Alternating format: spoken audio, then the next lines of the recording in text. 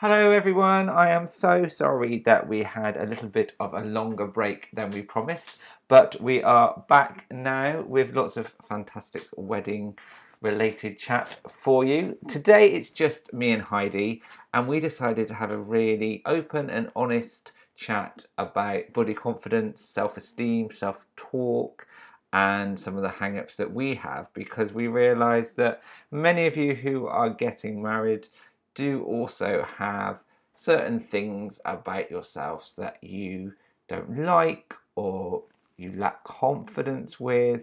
And I think it's really important on your wedding day to feel really good about yourselves and celebrate who you are.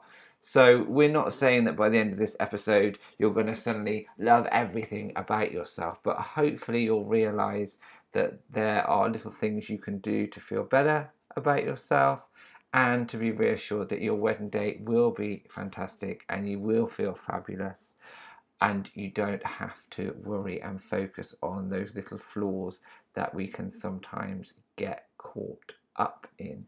So we'd love to hear your feedback on this episode. Does it resonate? Do you relate to what we're saying, or does it make no sense at all? Is there something you're worried about as you're planning your wedding? We're always here to help and we love your feedback. So we're going to be back more regularly. We promise every 2 weeks, and next time we'll have a lovely guest for you. But please do enjoy listening to Heidi and myself be totally candid and honest about some of our body confidence issues. Can't wait to hear what you think.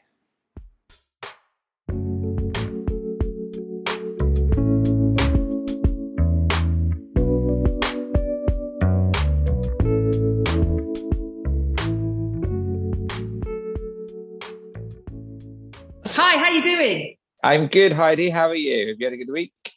Yes, it's crazy, mad, busy January. It's the busiest January I've ever had, Ross. I don't know about you, but I think it's all coming back to full whack, isn't it? It's gone from 0 to 100, I think. Yeah, so good job we had a bit of I've been reading that 2022 is going to be the busiest year for weddings in over a decade.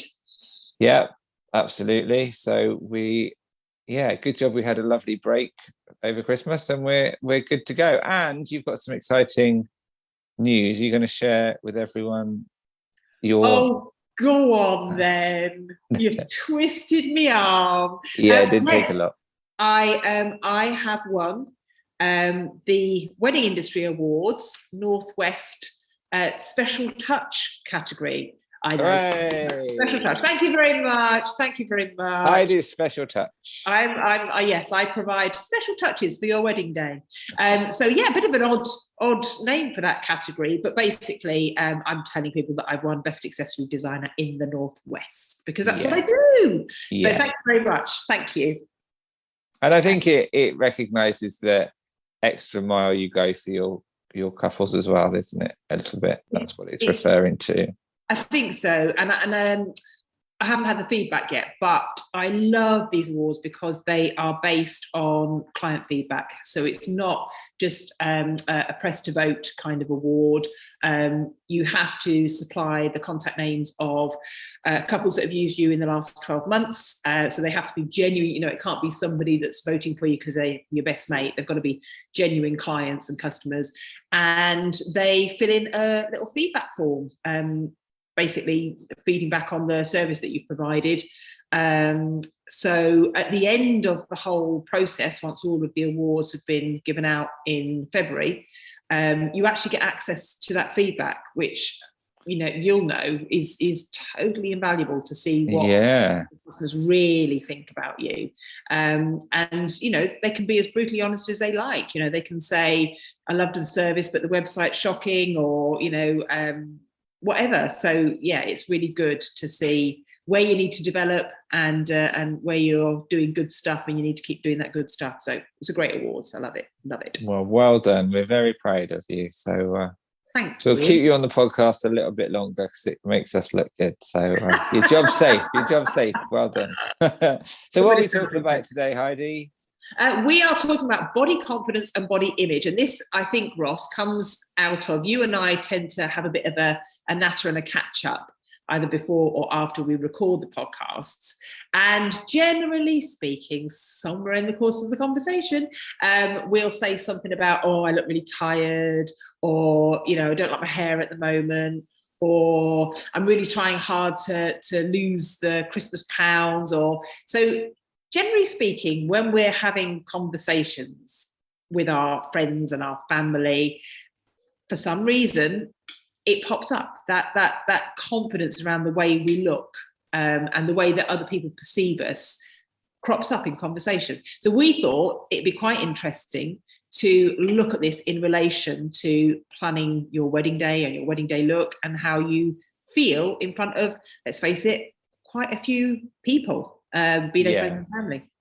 Yeah, I think we all have hang-ups and body confidence issues to a certain degree or at certain points in our lives. And I think, just because we're planning a wedding, they don't suddenly disappear. If anything, they're probably magnified a little bit, because like you say, you're going to be in front of most of the people you know and love, and you're going to feel a little bit on show, whether you like it or not. So it probably amplifies any insecurities that you may have, and we all have them. So it's just today's us being open about how we feel, and to normalize it, I think, really. And if anyone's listening that doesn't have a lot of body confidence, to just hopefully by the end of this episode they'll learn to feel okay about that and sort of live with it. We're not going to magically turn them into some self-loving guru by the end of the 30 minutes, but hopefully they just feel like, oh, that's okay, it's all right, it's normal. Or if I do feel crap about this part, I can do this or this. So it's just about saying we get you, and we know what it's like, really. And it's also making sure that you understand that there are so many factors in play when we're sort of looking at ourselves and critiquing ourselves, and we are pretty awful to ourselves sometimes. You're not alone. Most people have got an area of themselves that they would like to see improved, and there are lots of little hints and tricks and ways of making you feel more confident about the way you look. I mean, we were just talking off camera. A lot of brides who come into my studio for a consultation will try on an accessory.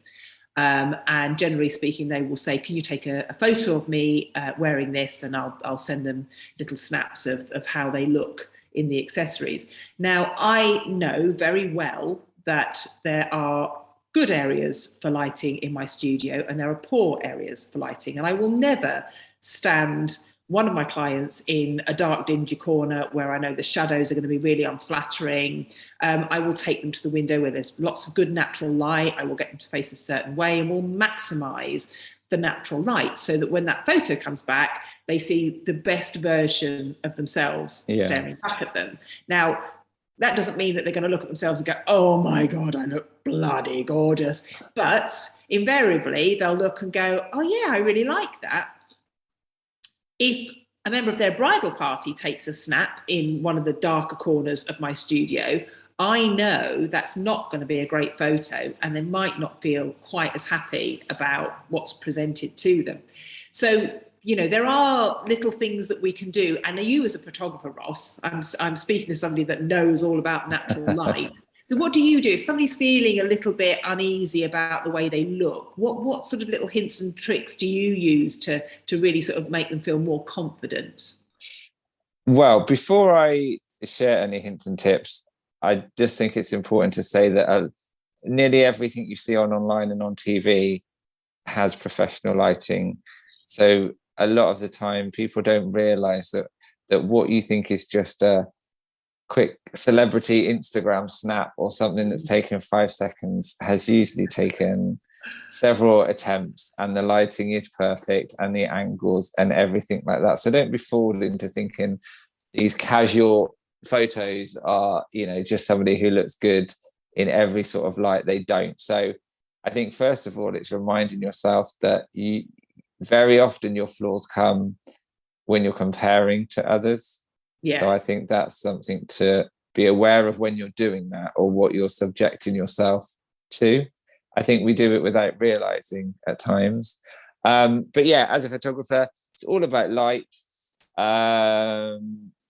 It's about shadows. It's about shaping your face or your body according to what suits you. So I think it's really important, if you do have anxieties or hang-ups, that you find someone to work with that, first of all, you feel comfortable being open with. It's no good having somebody who's an incredible photographer, but you feel you can't say, oh, I don't like my bum or my thighs, or I don't like my nose, or whatever. If you can't say that to the person that's capturing those features, I don't think you're off to a good start. And I think you need to look for somebody, and there's loads of great photographers who do this, who don't just use generic poses. I think there's lots of posing guides out there, and that's why I stay away from them, because we're all different shapes and sizes. There's classic things of never shoot from below, so you're not looking at their nose, which is a good rule to stick to. But things like don't always, the key one is always don't stand square on to the camera, always sort of stand 45 degrees, which might suit 80% of people, but there are some people who look better if they're square onto the camera. So you need to work with someone who's not going to look at you critically and sort of weigh up, but are gonna not just go through the motions with you and stick them in the same poses as everybody else. I think. I don't know if I've ever told you about my my national newspaper experience. I won't name the newspaper, but I was invited down to London to take some photos for an article that was being published in a national newspaper. Okay. And I turned up at this studio, and I had my hair and makeup done by a celebrity hair and makeup artist. It was phenomenal. It was an amazing experience. So this guy did my hair and makeup, and then they'd got their photographer that they used for the newspaper. And I honestly thought I was going to fall over when she was posing me for these photos, because she was doing this thing where she was like, right, so what you've got to do, it feels really unnatural, but you've got to stick your chin as far forward as your neck will allow. And then you've got to turn your shoulders this way, but your hips have got to go the other way. And then you've got to put one foot directly in line with the other. And I was verging on falling face first on the ground. And I was just like, this is going to look horrendous. I'm going to look like a contortionist in these photos. And the photos came back, and I have to admit, they did look really good. It kind of didn't look like me, which I found a bit disconcerting. Yeah. Kind of like, I can see it's me, but it doesn't really look like me. But when I look at those photos, all I can remember is how uncomfortable I felt. But I know that I felt awful. And it's subconsciously it gives out that message that in order for you to look good, you had to go to such lengths in order to appear, photogenic, which is what I think is quite a dangerous message to give. So I think by keeping it simple, I think some of my couples are surprised how little I direct them sometimes. And when they see their photos, they're always, I think there's a element of surprise that they look as good as they do, because they imagine that they needed to do more to look acceptable or to like themselves in their photos. And a lot of it is lighting. And obviously there's always, if you just stand a little bit to the left, or you just move a bit, you look a bit tidier, or it might sort of improve your posture and things like that. And of course you want people to look their best, so you're not saying, oh, just sit down like a sack of spuds and make do. But I think you have to feel comfortable, and you have to feel relaxed, and especially with your wedding, there's two of you, so it's about that dynamic. And I think that's what you have to remember if you're a little bit anxious with your photos on your wedding day. It's not just about you. It's about a story, which sounds really cheesy, but it's about a moment in time. And I feel that I don't like having my photo taken very much at all. But if I'm with, say, my niece or my partner, I always prefer the photos, because it becomes about that relationship and that connection, even if it's absolutely. a selfie. Whereas if it's just me, you're just picking apart your features, I think.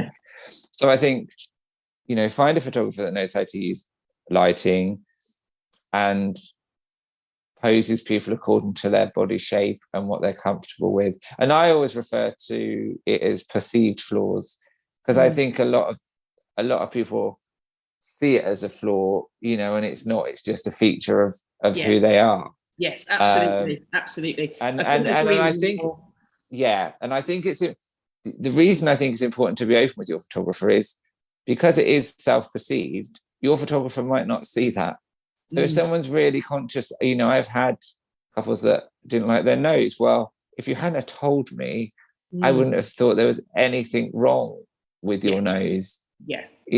So then I might well have, say, okay, we're sort of shoot you head on, because then you haven't, you don't like it in profile. That's fine. But because I would probably look and think, well, there's nothing wrong with it. You need that communication.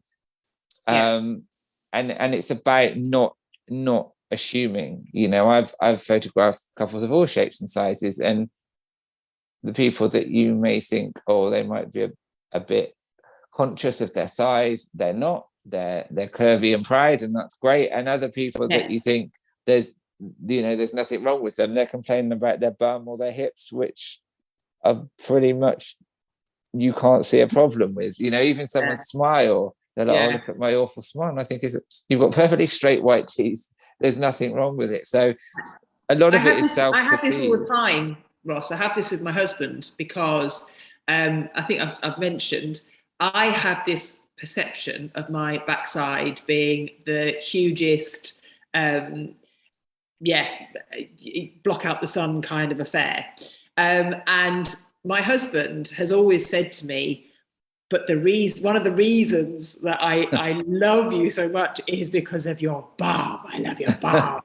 And I've always been kind of like, oh, he says that, but he doesn't really mean it. Yeah. And then we were at a wedding as a couple, and the bridesmaids all had these very sort of slinky, tight-fitting dresses on, and these lovely big, round, proud bottoms.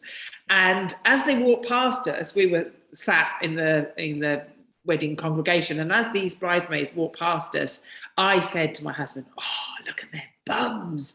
And he looked at me with this like really sort of confused look on his face. He went, "But that's your bum. You're always complaining about it. How can you complain and then tell me how gorgeous they are?"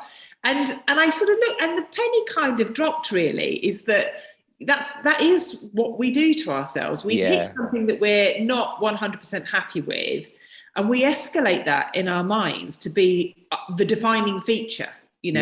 That is in inverted commas wrong with our bodies, that we tirelessly try to improve or change. Or I think I did actually get to the point about sort of 15 years ago where I thought, you know what, this derriere has been with me all my life. It's in the same shape. There's actually not anything I can do about it. So I do have to accept that is me. And, I can waste my time loathing it or pounding out hours in the gym to try and change it. But I've done all those things and it hasn't made any difference. I'm still the same shape that I was. Yeah, it's who you're meant to be. Yeah. And yes, I accept that there are some things that people will do and can do. They can have their teeth whitened, straightened. They can have surgery. They can have Botox. There are lots of options available to us. And I think if that's right for somebody, if they've taken the time to sort of think those things through, get the right advice and what have you, if that's where people end up, then that's as long as it's a a carefully made choice, then that's fine. But yeah, I do find it interesting the way that we hone in on one thing, and sometimes I have seen situations where somebody has had a huge hang up about one area of their body and said, I hate this about myself, and so they have had some sort of corrective work done to improve that, and then the anxiety shifts to somewhere else. Yeah, It's my ears stick out too much. Yeah, that's me a little bit, actually. I hated the gap between my teeth for a long time. And I finally got rid of it. And I was so pleased. And it did improve my confidence. And then I decided I need to lose weight. And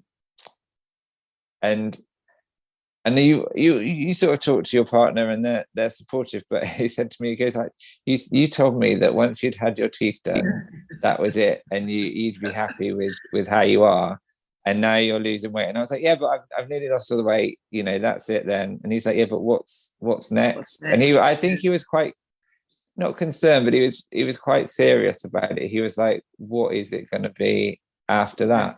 And I think you have to try and, like you said, is it one thing that really bothers you that you can do something about and it will make a difference?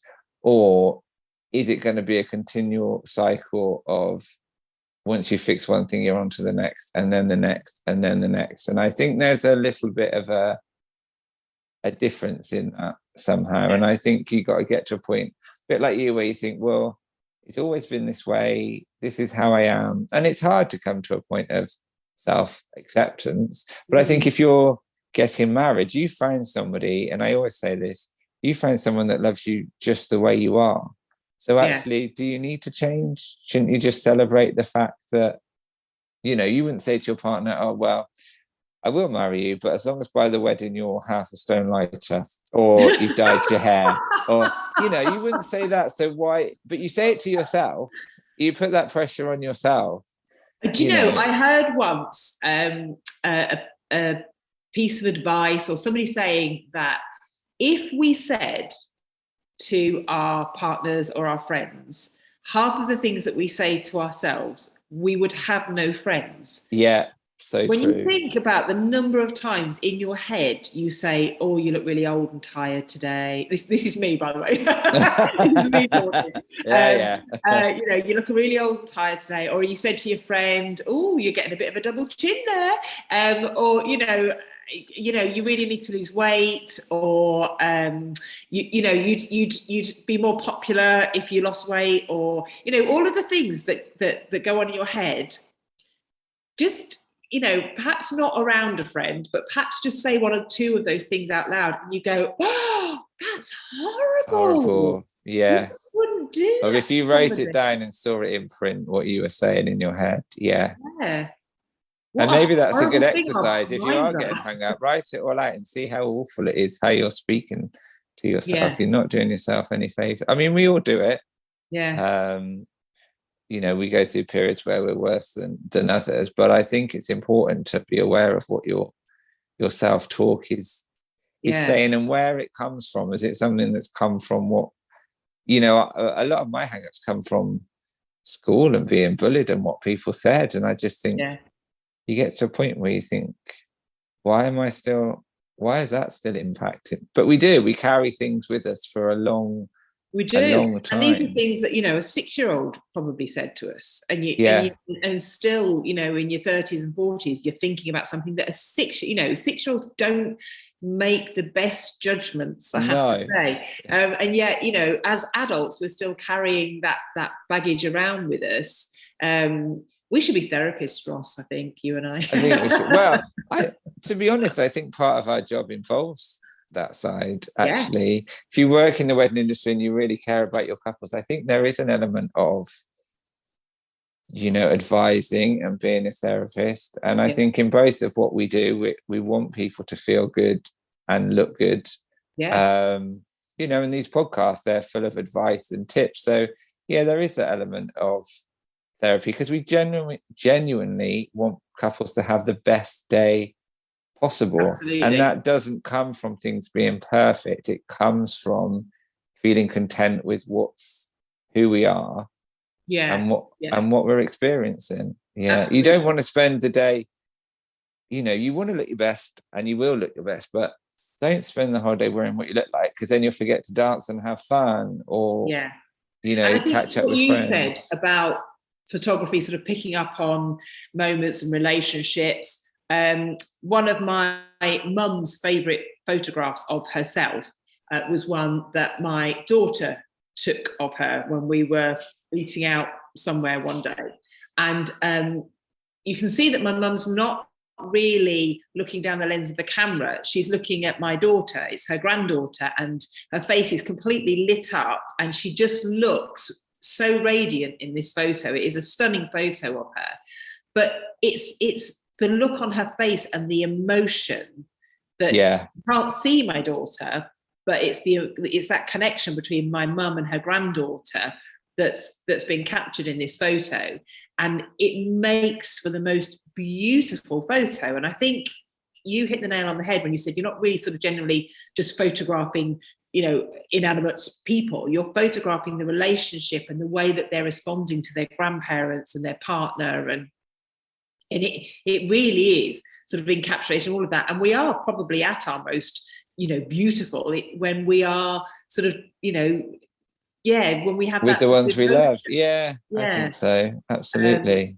Because it does come out of you. You can really see. I mean, you can see when somebody's tense because shoulders are hunched and faces are screwed up and fingers are clenched. Yeah. And we don't like seeing ourselves or other people looking.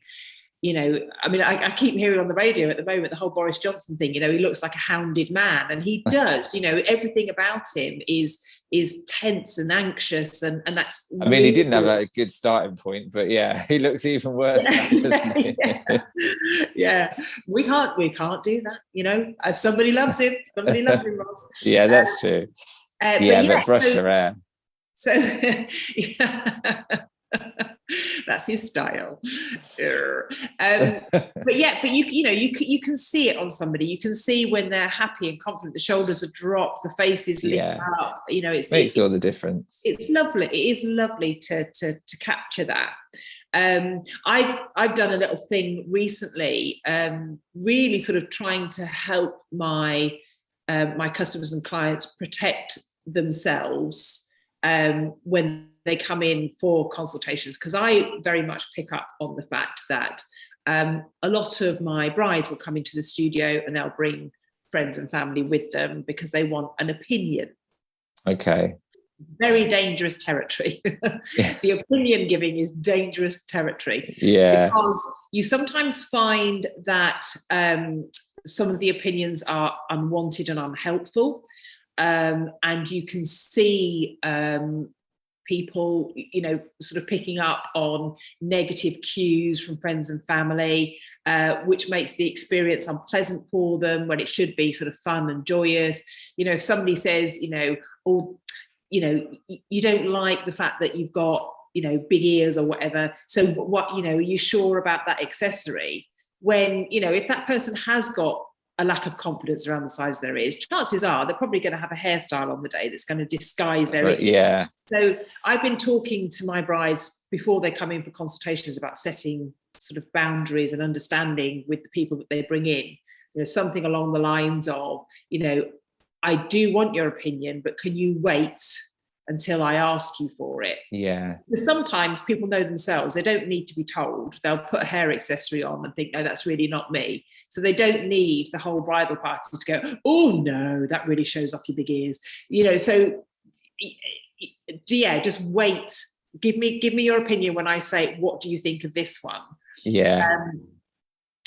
Or say, I know what I want. I definitely want to have a crown, or I definitely want this. So just so that people don't waste time sort of saying, oh, but what about, you should try this one or this one.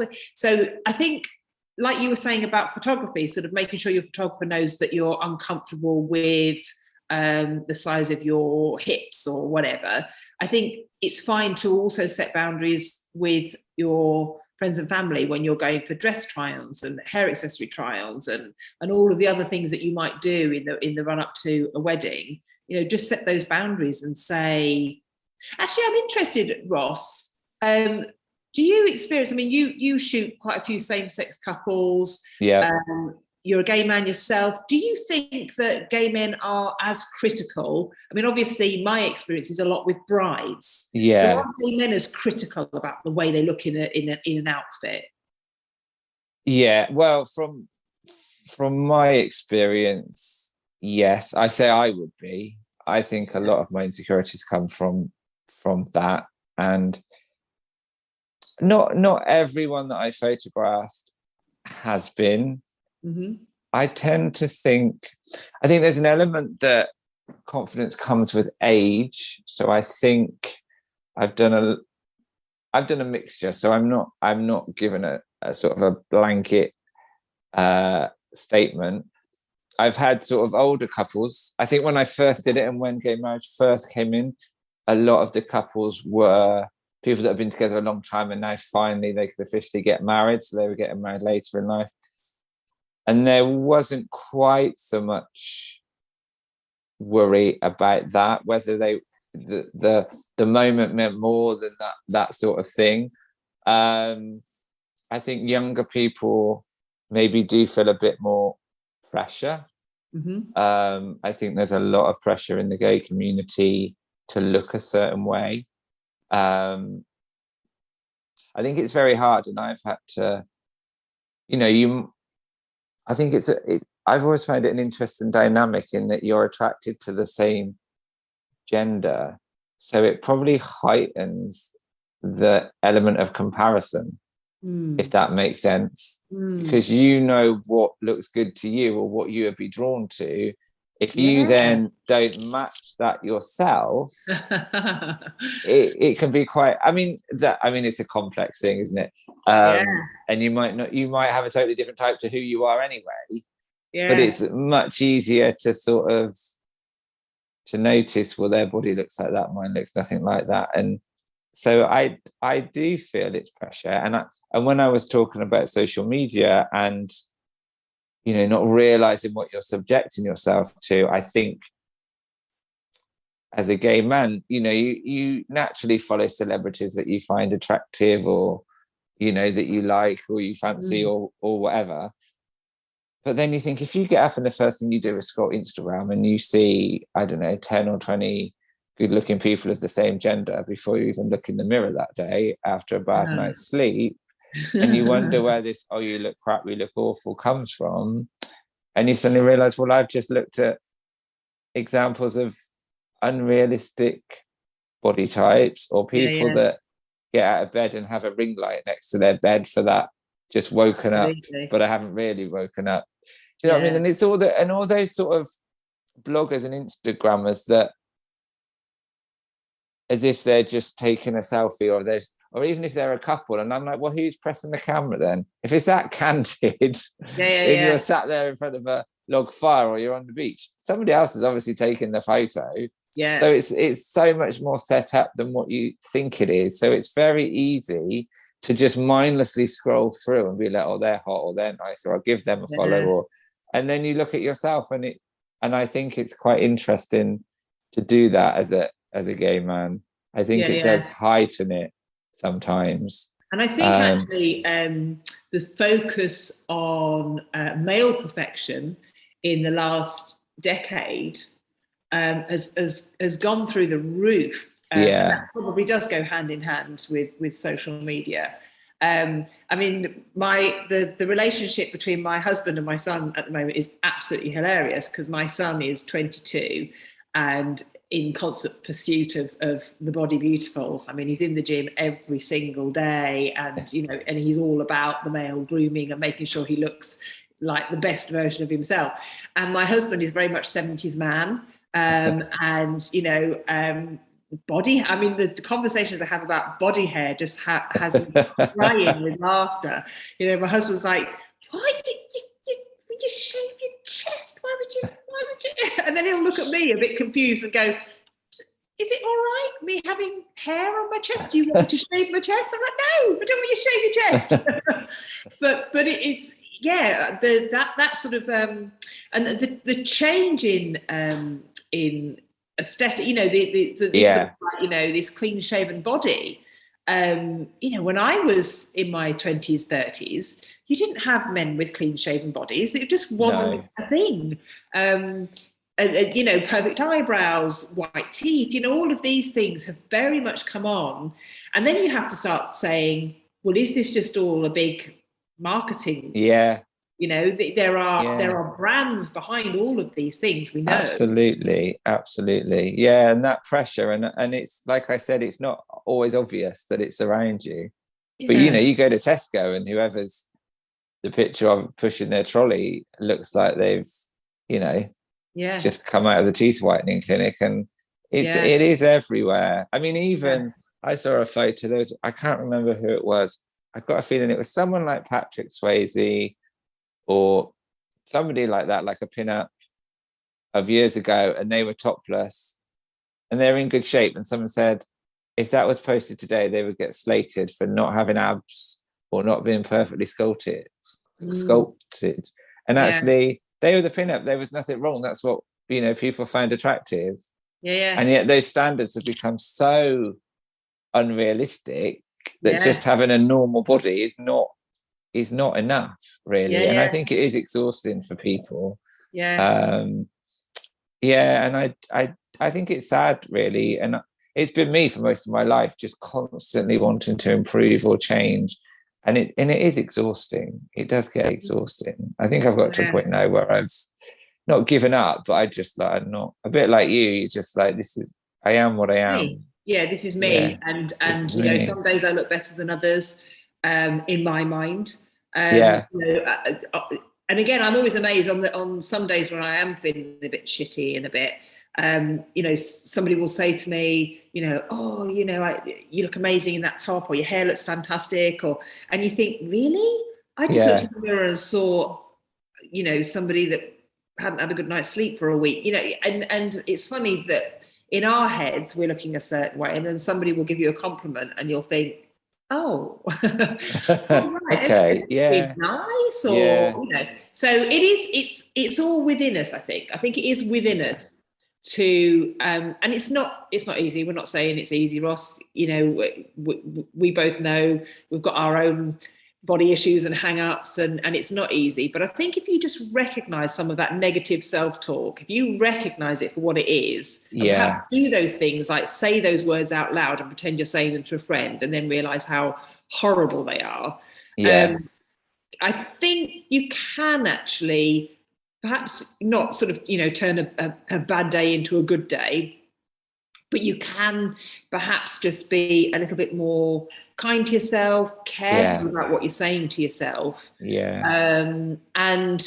just perhaps communicate those insecurities to somebody else. And the danger with doing that, of course, is you do have the sort of like, oh, you look fine brigade, you know, on the days where you're feeling really crappy. And, you know that perhaps you're not looking at your best, and you say, I feel, but then, you know, it's still an uplift.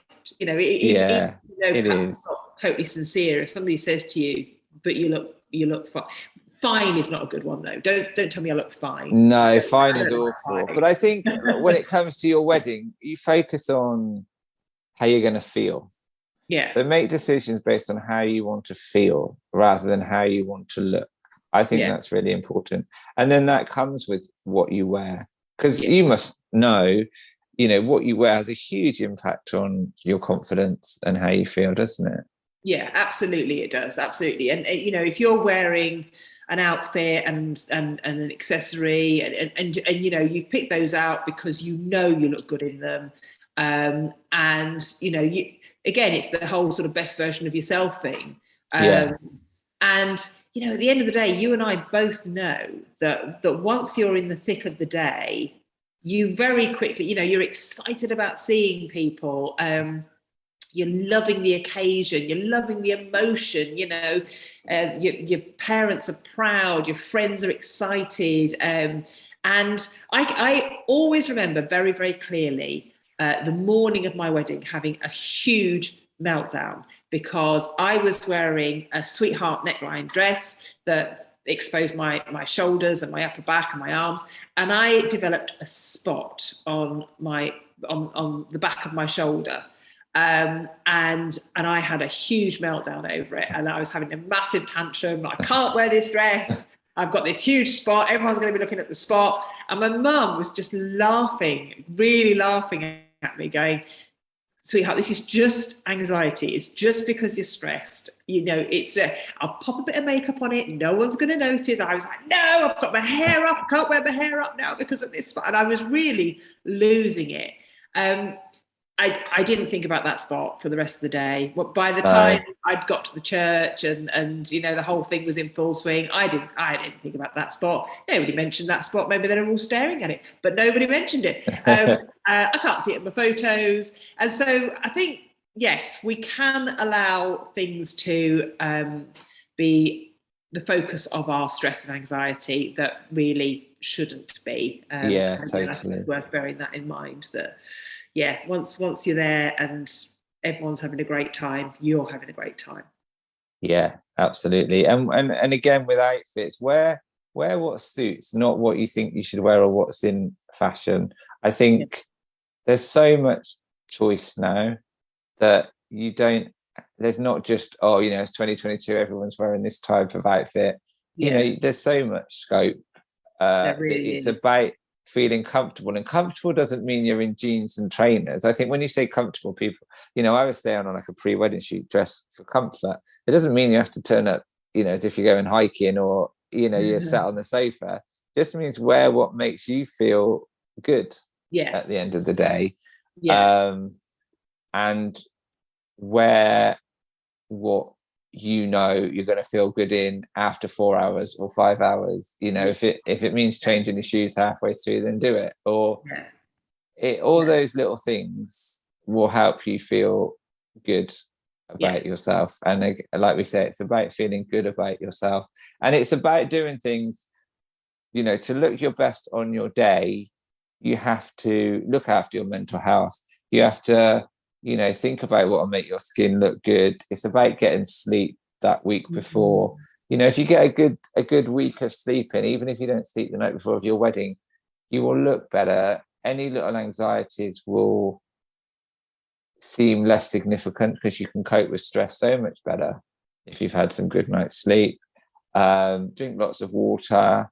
Try and eat some healthy food, and it will all help. It'll help how you feel physically because it's all related. So it's not, I've said, it's never about crash dieting. Don't change your routine or your diet to sort of drop a dress size or to fit into a pair of trousers that you really want to wear. Do it to make you feel good, and it will all tie in, and you will feel amazing. I think that should be the focus. Absolutely. And focus on the things that you do love about yourself. Because I don't know for sure, but I'm pretty confident that that most people have something about themselves that they do really like. I've got a really small waist, or I love my eyes. Or remember what your partner does. Sometimes I say, if somebody's nervous before a pre-wedding shoot, I'm like, right, look at each other and say 3 things you love about each other. And I'm like, those are the only 3 things you need to remember for the rest of the shoot. And then it resets your mind. One says to the other, "You look fine." They're not allowed to say fine; they have to be specific. But I see that when I had my headshots or my branding photos done. I hated them at first because, like you, I just saw dark circles or never see myself from that angle, or all different things. But your partner doesn't see that. That. It's nobody ever sees you objectively, really, especially those that love you. They have memories attached when they see you. It's a bit like when you see someone you don't like, or you see an ex unexpectedly. You like that feeling, that horrible feeling goes through your body, because you're not just looking at the face. It triggers memories, doesn't it? It triggers bad memories. But if you're looking at your partner, or they're looking at you, they're looking at all those happy times and all the things you've done together. And you're never just a sum of your physical features anyway. And I No. think it's important to give yourself a little bit more respect and value Yeah. than that. Yeah, absolutely, absolutely. No, I like that idea. Just saying a few things to each other that you do genuinely love about that person, and just letting them absorb that for a minute, and just that, and again, it's that glow that comes through. And again, you can see it when a bride comes into my studio and puts a hair accessory on and looks at herself in the mirror and just loves what she sees. Yeah. You see the face change, and Yeah. you see it go from that sort of slightly anxious, slightly I don't know, and then I'll put Apologetic. something Yeah. on, and it's the same with an outfit. It's the same, for me, it's the same with putting a nice pair of earrings on in the morning. You just, it changes the way you hold yourself. It Yeah, changes the way totally. your face looks. You look out and you go, oh yeah, I like what I Yeah. see, and the face lights up. And that's another thing to remember really on the day is, you are going to light up. This is a big emotional day where you and your partner are saying, yep, this is it. I want to spend all my days with you, for better, for worse. I want to be with you. And so that emotion is going to be pouring out of you, and Yeah. you're going to look glowing. You do look glowing.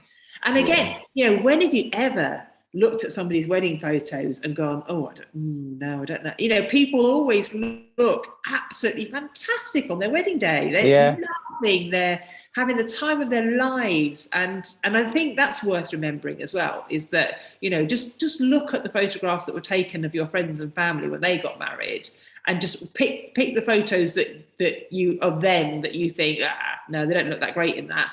You won't find them. They're not No. there, because people do look amazing on their wedding day.